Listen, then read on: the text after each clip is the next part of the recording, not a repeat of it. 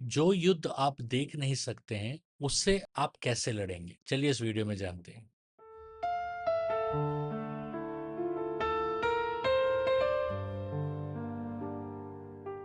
Video को अंत तक जरूर देखिएगा क्योंकि मैं आखिरी में एक सवाल पूछूंगा और पहले 3 सही जवाब देने वालों में से 3 जन को भी मेरा लिखा हुआ ई बुक प्रार्थना योद्धा, ये 50 चैप्टर्स का बुक है। ये बुक आपको फ्री में मिलेगा। और एक बात, मेरा लिखा हुआ किताब, क्या आप सच में जानते हैं कि पवित्र आत्मा कैसे कार्य करता है? इसको ज़रूर पढ़िएगा क्योंकि मैंने इसमें बहुत डीपली और डिफरेंट तरीके से, एक अलग एंगल से मैंने इस किताब को लिखा है। ये किताब आपको पवित्र आत्मा उनको समझने के लिए आपको बहुत मदद करेगा। ये किताब आप फ्लिपकार्ट से, अमेज़न से खरीद सकते हैं और इस किताब का लिंक नीचे डिस्क्रिप्शन में दिया गया है। क्या कभी आपके जीवन में ऐसा समय आया कि जब बाहर से सब कुछ सामान्य दिखाई दे रहा है, लेकिन भीतर एक अजीब-सा संघर्ष चल रहा है? ऐसा बहुत जन जो अभी वीडियो देख रहे हैं, उनके जीवन में ऐसा होता होगा। आप प्रार्थना करना चाहते हैं, लेकिन मन नहीं कर रहा है। आप बाइबल पढ़ना चाहते हैं, लेकिन ध्यान भटक जा रहा है। बाइबल खोल रहे हैं, लेकिन माइंड इधर-उधर चला जा रहा है। और कभी अचानक डर सा आ जाता है और वो छा जाता है। क्यों आता है ये भी नहीं मालूम। कभी निराशा घेर लेता है।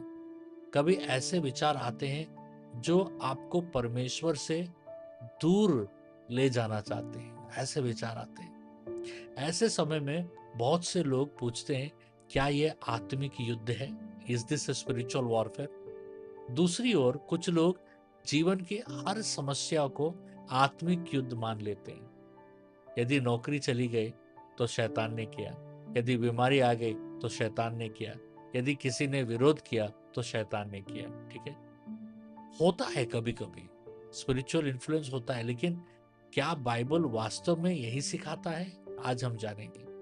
आज हम किसी भावना में आके बात नहीं करेंगे, but we would take the foundation of the Bible. हम बाइबल के फाउंडेशन को लेकर हम इन सवालों का हम जवाब देंगे। सबसे पहले एफिशियन का 6:12 को पढ़ते हैं, क्योंकि हमारा यह मलयुद्ध लहू और मांस से नहीं, परंतु प्रधानताओं, अधिकारियों, इस संसार के अंधकार के हाकिमों और उस दुष्ट की आत्मिक सेनाओं से।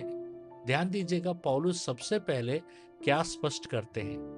वह कहता है कि हमारा मुख्य शत्रु मनुष्य नहीं है, इंसान नहीं है, मांस और लहू नहीं है।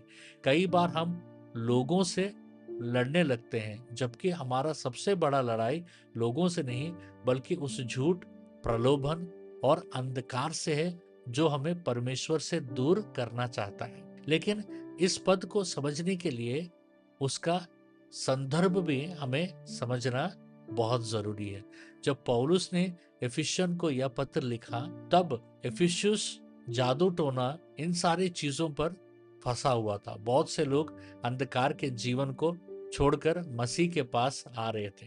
पौलुस उन्हें डराना नहीं चाहता था, वह उन्हें याद दिलाना चाहता था कि तुम्हारा शत्रु वास्तविक है, लेकिन तुम्हारा उद्धारकर्ता उससे कहीं अधिक महान है। यह पूरे अध्याय का केंद्र है। अब एक बहुत महत्वपूर्ण सत्य समझिए, शैतान परमेश्वर के बराबर नहीं है। केवल परमेश्वर ही सर्वशक्तिमान, सर्वज्ञानी और सर्वव्यापी है। शैतान एक सृष्टि प्राणी है, उसकी शक्ति सीमित है। यही कारण है कि बाइबल कभी कभी हमें शैतान पर ध्यान केंद्रित करने की शिक्षा नहीं देती।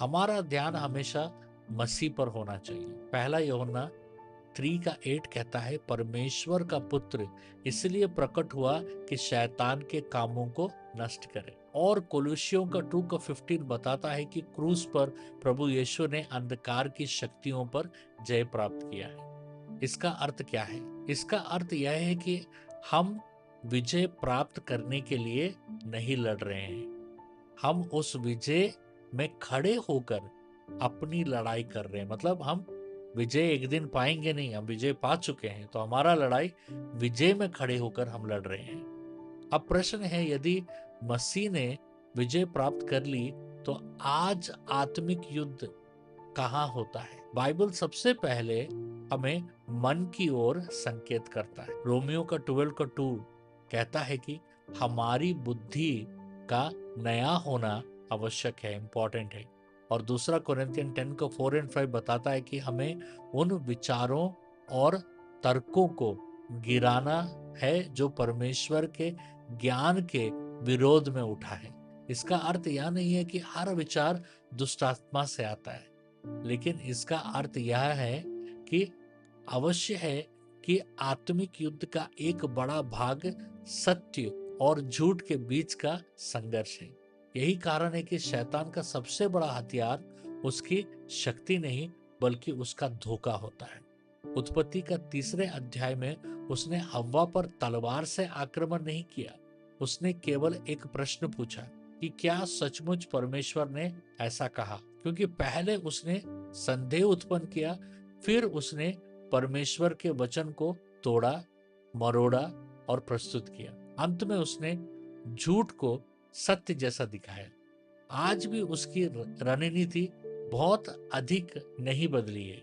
वह लोगों के मन में यह विचार डालता है, क्या परमेश्वर वास्तव में तुम्हारी चिंता करता है? क्या बाइबल आज भी लागू होती है? क्या परमेश्वर तुम्हें क्षमा करेगा? इसलिए एक विश्वासी के लिए परमेश्वर के वचन को जानना अत्यंत आवश्यक है। अब प्रश्न है, हम इस युद्ध में कैसे दृढ़ रहें? पहली बात, परमेश्वर के वचन में बने रहिए। जब यीशु जंगल में परीक्षा में पड़े तो उन्होंने अपनी शक्ति का प्रदर्शन नहीं किया।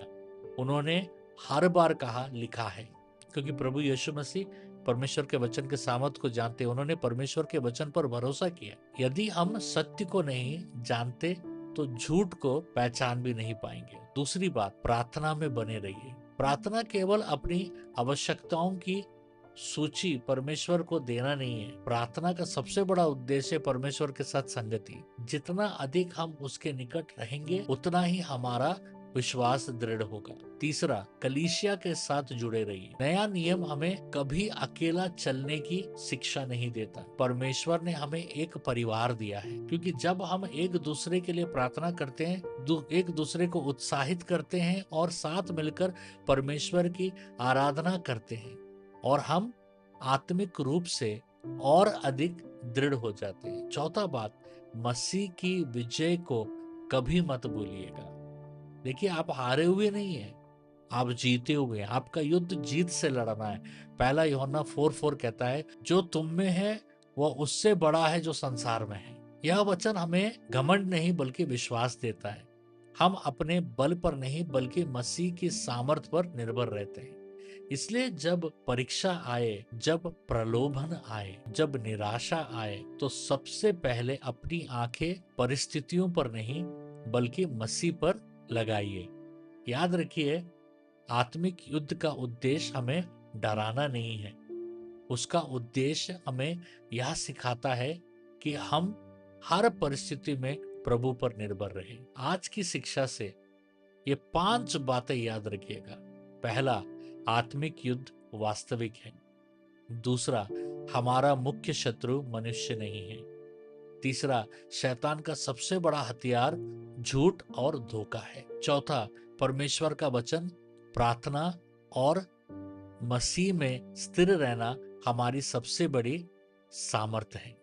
और पांचवा, हम भय में नहीं बल्कि उस विजय में चलते हैं जो यीशु मसीह ने क्रूस पर पहले ही हमारे लिए प्राप्त किया है। कुछ सूचनाएं हैं, हर मंडे और ट्यूसडे को भारत के समय में रात को 9 बजे हमारा ड्रीम इंटरप्रिटेशन होता है लाइव। नीचे डिस्क्रिप्शन में ड्रीम इंटरप्रिटेशन का फॉर्म का लिंक दिया गया, उसे भरकर भेजिएगा। हम जरूर उसको इंटरप्रेट करेंगे आपके ड्रीम्स को। और हर पहला शुक्रवार हमारा 12 घंटा का प्रार्थना होता है भारत के समय में, सुबह 7 से शाम को 7 बजे तक। हमारे साथ जरूर जुड़िएगा। और हर शुक्रवार को भारत के समय में रात को 9 बजे चंगाई और भविष्यवाणी प्रार्थना होता है, हमारे साथ जरूर जुड़िएगा। अगर आपको कोई प्रार्थना का जरूरत है तो प्लीज हमें आप नीचे डिस्क्रिप्शन में दिया हुआ फॉर्म में अपना प्रेयर रिक्वेस्ट लिखकर भेज सकते हैं, और हमारा team Lions leaders of intercession over Nations आपके लिए प्रार्थना करेंगे। और अगर आपको कोई सवाल है तो प्लीज कमेंट कीजिएगा, क्योंकि मैं हर सवाल का जवाब मैं देता हूँ। और एक सूचना है कि अगर आप परमेश्वर के वचन में और गहराई से बढ़ना चाहते हैं और एक मेंटर के अधीन में आप सीखना चाहते हैं तो हमारे डीप में आप ज्वाइन कर सकते हैं, डॉक्टर इफ्राहिम इक्विपिंग प्रॉफिट्स। मुझे विश्वास है कि अंत दिन में परमेश्वर लोगों को भविष्यवाणी के लिए तैयार कर रहा है, भविष्यवक्ताओं को तैयार कर रहा है। इसी उद्देश्य से हमने डीप शुरू किया है और इसका एक मंथली छोटा सा सब्सक्रिप्शन है जिसके द्वारा हमारे मिनिस्ट्री को सपोर्ट मिलेगा। अगर आप इसमें ज्वाइन करते हैं तो आप मुझे पर्सनली ईमेल लिख सकते हैं, मैं आपका अगुवाई करूंगा और आपका कोई भी सवाल का जवाब हो आप मुझे संपर्क कर सकते हैं। इसके लिए ज्वाइन होने के लिए नीचे डिस्क्रिप्शन में लिंक दिया गया है उसका। आइए हम एक छोटा सा प्रार्थना करते हैं। हे स्वर्गीय पिता, आपका धन्यवाद कि आपने हमें भय का नहीं बल्कि सामर्थ्य, प्रेम और संयम का आत्मा दिया है। हमारे मन को आपके सत्य में स्थिर रखिए। जब भी झूठ, प्रलोभन या निराशा हमारे सामने आए तब हमें अपने वचन को स्मरण करने और आपकी सामर्थ पर भरोसा करने की बुद्धि दीजिए। हमें हर दिन मसीह की विजय में चलना सिखाए। प्रभु यीशु मसीह के नाम में हम प्रार्थना करते हैं, आमीन। और ये रहा इनाम के लिए आज का सवाल। इफिशियन 6 के 12 के अनुसार हमारा वास्तविक मल्लयुद्ध किसके विरुद्ध है?